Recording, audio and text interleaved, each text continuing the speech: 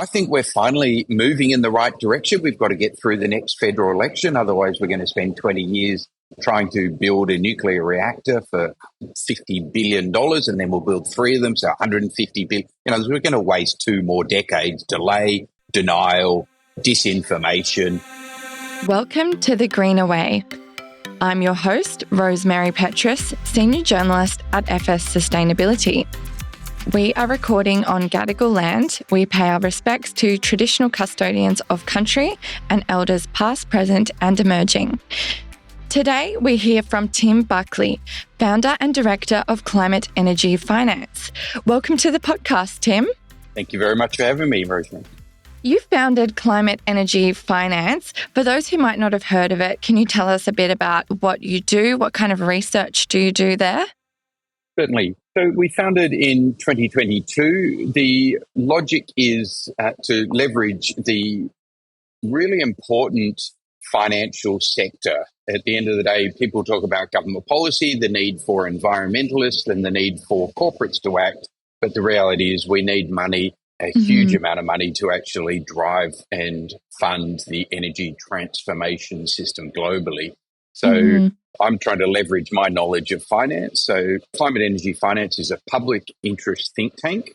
And so we look to mobilise capital at the speed and scale required by the climate science.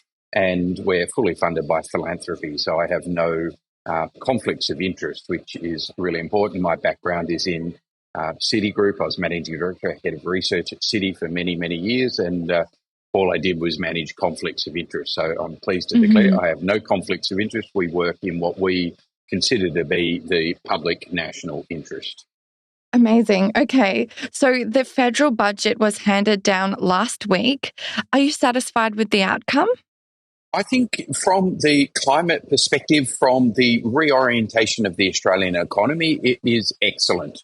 It obviously has a lot of other issues, and I think the Treasurer and the Finance Minister were busy juggling all sorts of priorities, whether it's cost of living, whether it's inflation, whether it's a housing crisis, whether it's biodiversity, whether it's trying to rebuild First Nations inclusion.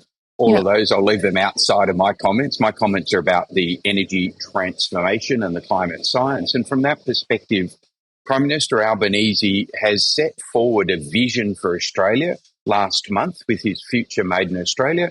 And Treasurer Chalmers last week articulated a strategy and, more importantly, money to support that strategy and to implement it at the speed and scale required. So all up, there was upwards of $22 billion of budget support to drive down the cost of renewable energy, to drive down the cost of zero emissions energy solutions, to reindustrialise the Australian economy, and to show that and to reskill the population, the workforce. So from all of those perspectives, there was a lot of really good news. And at the end of the day, Australia is a massive fossil fuel exporter. So it is going to take a massive concerted effort to actually reorient our economy to a more sustainable future. What areas do you think the government needs to do better on when it comes to the global energy transition? The speed of approvals has been a real stumbling block. We've heard Energy and Climate Minister Chris Bowen announce his capacity investment scheme last year. That is really, really ambitious to mobilise 32 gigawatts of firmed renewable energy over the next 4 years. But at the end of the day, if we don't actually get government approvals, we can't actually build the 32 gigawatts. And so a lot of industry and a lot of investors are really frustrated about the ridiculous speed or snail's pace of approvals. I'm sitting in Sydney. New South Wales has one of the slowest approval rates in Australia when it comes to approving new wind, new solar, new battery projects. And when it takes you 10 years to get an approval for a wind farm, that is going to absolutely undermine the delivery of the decarbonisation. But it also undermines the cost of living. It adds to the cost of living pressures, because the only way you actually permanently reduce energy prices is to increase supply. And so the government has said they're going to invest an extra $200 million in staffing up the approval system. So it's not about just waving it through. It's about doing thorough fast approvals, and a fast no is just as important as a considered yes. But you can't get either of those if you don't actually have the right staff in place. I do think we need to have a bit of a clean out of the approvals process. The department is staffed by, particularly here in New South Wales, way too many people that have worked in the fossil fuel industry. So they love approving coal mines. They hate approving wind farms. It's almost like the shadow treasurer just hates wind farms. And so ultimately he'll do anything he can to undermine it. We need a positive strategy. We have a climate crisis. We have an energy crisis. We have a cost of living crisis. And fast, thorough approvals is a brilliant way to actually deliver on solutions to all of those. In your opinion, was what's in the budget for approvals sufficient? There's always the issue that we are a federation, so we have federal government, we have state government. So it's all very well the federal government can expedite federal approvals, and the EPBC Act clarification is really important to that. They've been dragging their feet on that now for 2 years. So we need the federal government to move, but we also need them to actually incentivise and encourage the states to respond. As I mentioned, the state of New South Wales takes a decade to approve a wind farm. That is just ludicrous. It is, in my view, criminal, because it's really undermining any ability of the state to deliver on its new net zero act, which was passed with bipartisan support. But at the end of the day, if Minister Bowen's able to actually offer the massive carrot of the capacity investment scheme, and then he's able to actually spur interstate competition, in other words, he will incentivise new projects in Queensland, Victoria, South Australia, New South Wales, and whoever actually accelerates and accepts the tenders, then they get the carrot. So hopefully it'll incentivise New South Wales to actually act in alignment with the science, to act in alignment with the Climate Act that they've actually passed 5 months ago. And last week was Sydney's first Climate Week. I'm sure you were very busy. What events did you attend? What was the mood on the ground? It's actually brilliant. I actually went to the first Climate Action Week, well, one of the in New York about a decade ago, and I happened to be there for a conference, and so I went to the march, and there were 300,000 people marching the streets of New York. It was amazing, and every different institution, environmental group was there, all sorts of, and it was just amazing to walk down the main street of New York with 300,000 people. Now, not quite that magnitude here in Sydney, but there was overwhelmed. Many of the events were booked out, and so that's a great endorsement. Probably my favourite event was, in fact, on green iron, which to me is a $100 billion export opportunity a year for Australia. It's only going to happen if we have concerted federal state action and collaboration with our major trade partners. So it was brilliant to have 5 or 6 practitioners in the sector, one an expert on Korea, another an expert on Japan, another looking at the technology, and another one looking at the policy requirements, another one looking at the whole effectively political landscape, talking about green energy statecraft and the need to get away from the idea that this is just going to happen without a concerted government, private, international cooperation. When we're talking about totally reorienting the entire or the Asian steel supply chain, that is going to take huge amounts of investment. And we saw some very good steps in that direction from the federal budget. And we're certainly seeing our trade partners starting to step up and look at the opportunities and the need. If Japan, Korea, China are to decarbonise their economies, Australia can play an absolutely key lead role in facilitating that by exporting embodied decarbonisation. So rather than exporting Japan, China and Korea our coking coal, exporting our iron ore, we could actually do the value add, use our wind and solar in Australia and export green iron, and that can probably reduce the steel supply chain emissions intensity by maybe 50%. So a huge step forward. And you yourself sat on a few panels there. What were those sessions on? I was in a panel last week where there were about 100 startup investors And that was really interesting to see the scope and breadth of technology innovations there. A lot of them actually had an agricultural bias, which is interesting. In Australia, we think our farmers are sacrosanct and we shouldn't touch them, and the politicians don't go anywhere near anything that might affect the farmers for fear of a voter backlash. And that's not to downplay the importance of farmers. They're critical for our food security and for managing huge parts of our economy. But what it really ignores is that they can actually be a key part of the solution. They're not a problem, they're a core part of the solution, like whether it's soil sequestration, whether it's reducing the methane emissions of our livestock.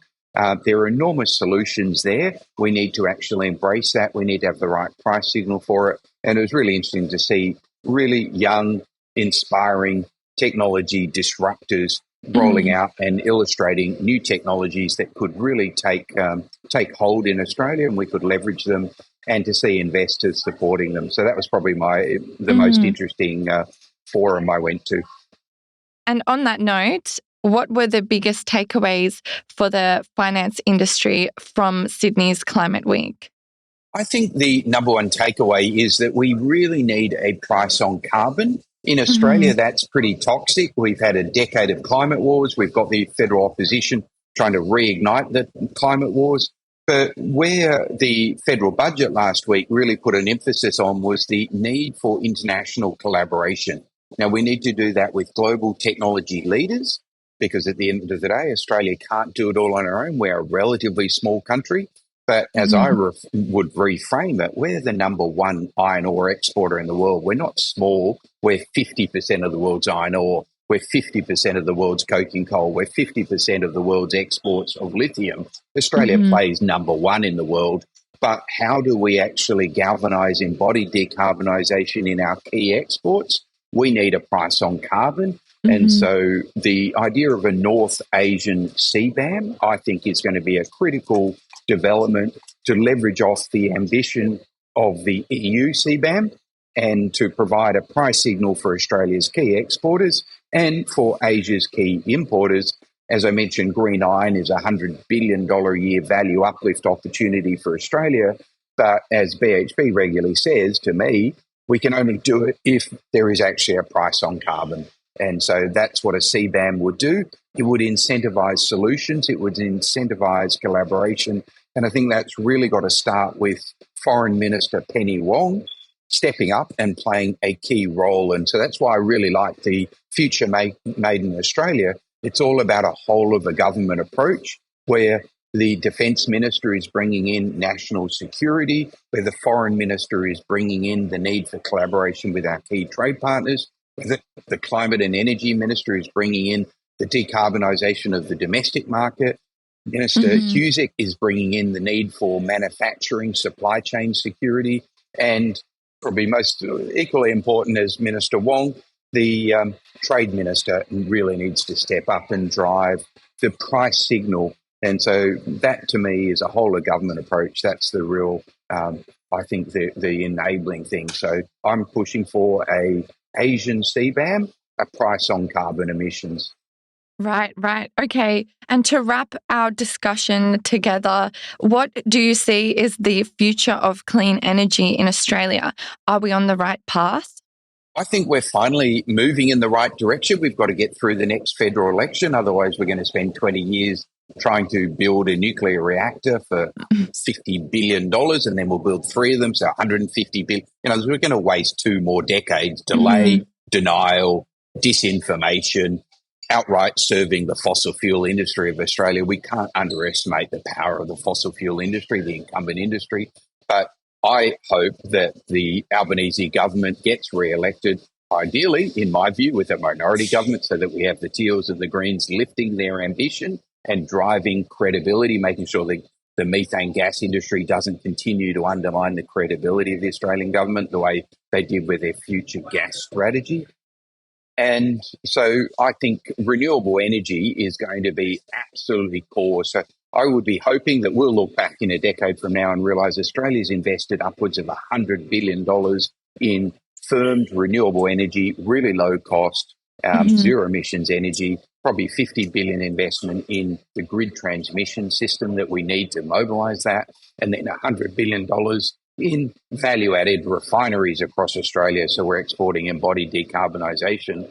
And it was brilliant to see last week Treasury put out a ambition statement, but also numbers around why they are supporting the future made in Australia. And they say Australia could easily be the lowest cost source of renewable energy in the world by 2030. And that then underpins the argument why a lot of traditional economists are wrong by saying we're moving away from competitive advantage. I think we're racing straight towards our number one competitive advantage, which is low cost, zero emissions, renewable energy, firmed and delivered through embodied decarbonisation to our trade partners. And that is the ultimate competitive advantage that could really reorient and stimulate sustained economic growth for Australia. And so it's a story of hope, it's a story of investment, it's a story of regional employment, and all of that is far, far better to sell politically than fear and division and disinformation, which is what the other mob's offering. Well, Tim, thank you so much for your time today. Where can people find you and find Climate Energy Finance? Thanks for having me, Rosemary. We are, as I mentioned, a public interest think tank. All of our research is available online for free at climateenergyfinance.org and also on LinkedIn. I'm a rather prolific op-ed writer on LinkedIn, and I love to engage with people. So if you challenge me, I will hopefully respond, and we'll have a good civilized debate about what are the solutions. And there are pros and cons in everything. Happy to have an informed debate. So I look forward to that online, and thanks very much for having me. Thank you, Tim. I'm Rose Mary Petrass, and that's a wrap for today. The Greener Way podcast is a product of FS Sustainability, a show about people, the planet, and investing in our collective future. All information in this podcast is for education and entertainment purposes only. The Greener Way podcast gives listeners access to information and educational content provided by discussing numerous financial sustainable options and our featured guests. It is not intended as a substitute for professional, legal, or tax advice. The hosts of The Greener Way are not financial professionals and are not aware of your personal financial circumstances. Before making any financial decisions, you should read the product disclosure statement and, if necessary, consult a licensed financial professional. For more information, head to the disclaimer page on the FS Sustainability website, fssustainability.com.au.